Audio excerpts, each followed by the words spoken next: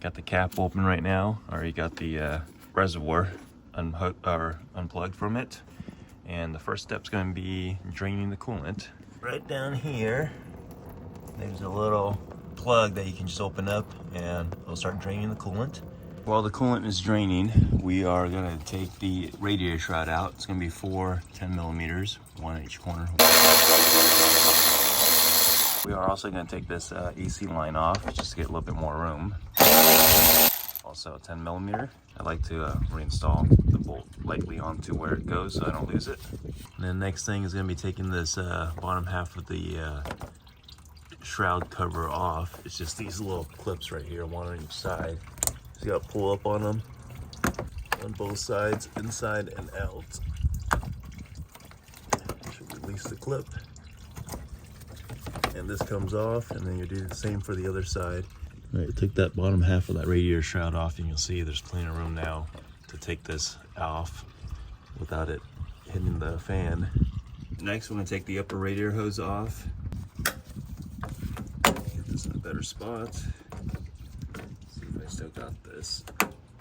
There's a way to pry these open and lock them in place.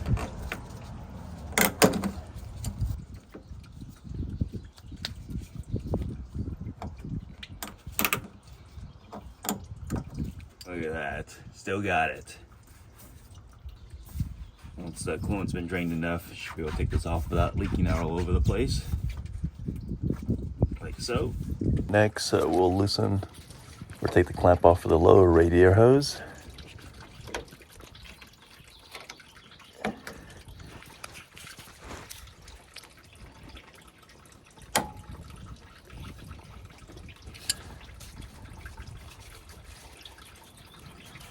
And the transmission lines as well. Take that one off.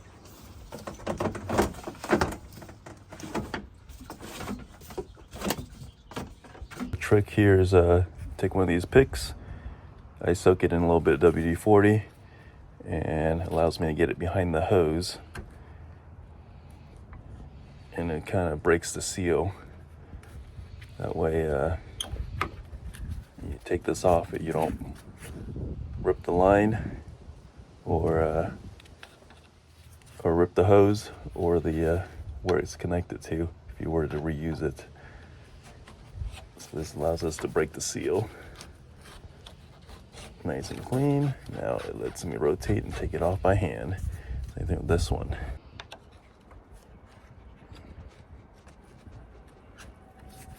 Break that nice seal. There you go. All right. Take the lower radiator hose off. Even though we drained most of the coolant out, there's still probably gonna be a little bit coming out, so be ready to catch that.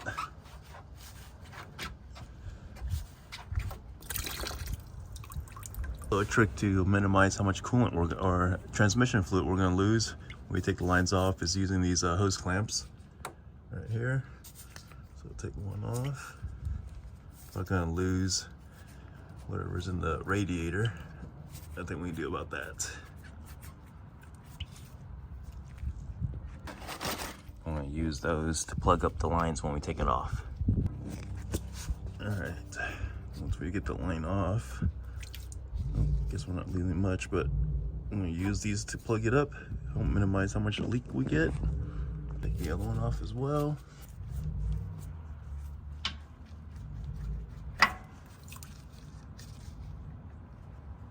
Going to be 4 bolts that hold this radiator in. It's going to be one right there, right down there, right there, and one right above it is right there. And now that all the bolts are out, all the hoses out, radiator should be free to go. Gotta pick it up. There we go.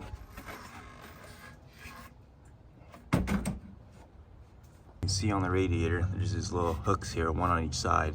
There's actually a spot on the truck where these hook into. It holds the radiator in place. That way you can install the 4 bolts. All right, I'm just gonna drop the new radiator in. Just gotta find where those hooks go into, hold the radiator in place for you. Makes it easy to install. There you go, hands free. Install the radiator shroud. Just drops right in.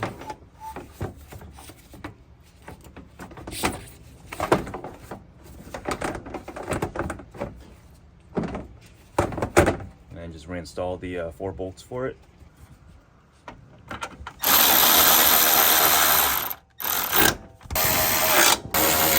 Alright, this is the fan shroud. This is the bottom half of it. These are the clips for it.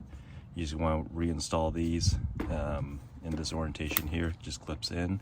Put the bottom half of the shroud back on. Like I said, these clips at the bottom first. Line up the sides.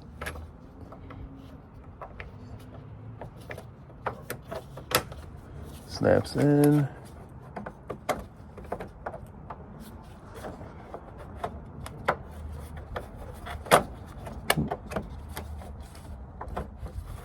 Alright, bottom half of the shroud's installed. Now we just gotta reconnect everything. Get the lower radiator hose put back in. Get the transmission lines back on.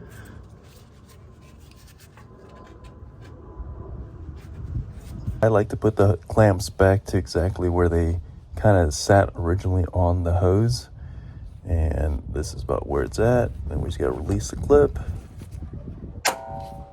Locked in place. Put the clamps back on for the transmission lines. Again, same thing.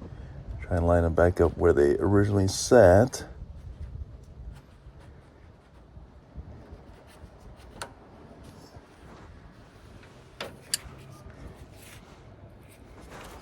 We'll do the same for the other one.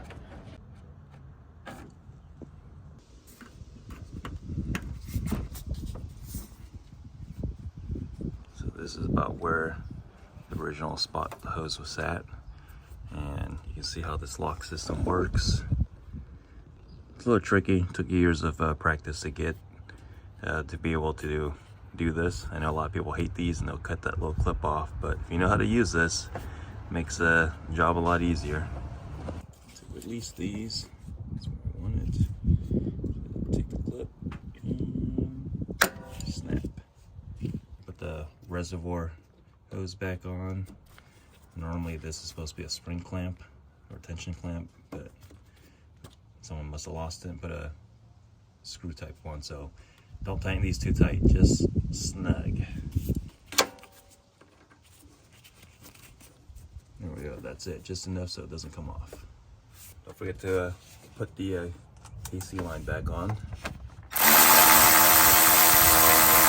We gotta fill the radiator back up.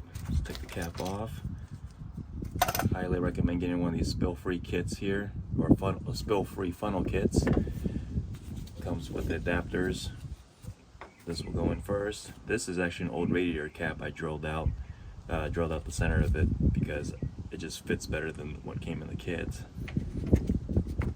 So this goes on together, then the funnel goes on, and you just start filling it.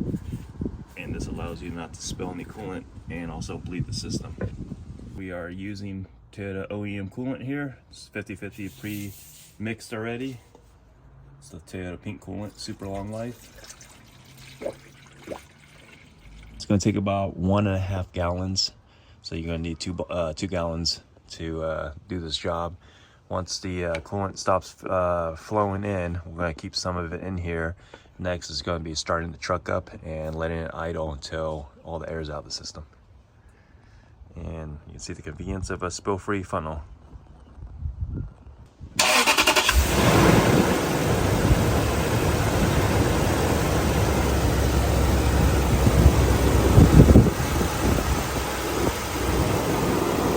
Next we'll be checking for leaks. Make sure that we got no leaks anywhere. Bottom half, checking for leaks. Make sure we got all the clamps back on. So far looks good. We're just gonna warm this thing up and get all the air out of it. I like to squeeze this upper hose here, help work some of those bubbles out. Speeds the process up a little bit. But as it warms up, all the bubbles will start working its way out. And what you're gonna do is top this off as you need. because I try to keep it right around that line there. And when there's always coolant in here, the engine will not overheat at all, idling like this with no radiator cap. Now all the air is out of the system. We're going to take the plug here. I like to squeeze the hose first to get some of the coolant out, and then we'll plug it, take this off. This helps with the coolant from spilling over. We'll take the excess and we'll fill the reservoir with it. Done with that. Take the old cap or the adapter off. Reinstall the new cap or your old one. And make sure your reservoir is at the full level, and that's it.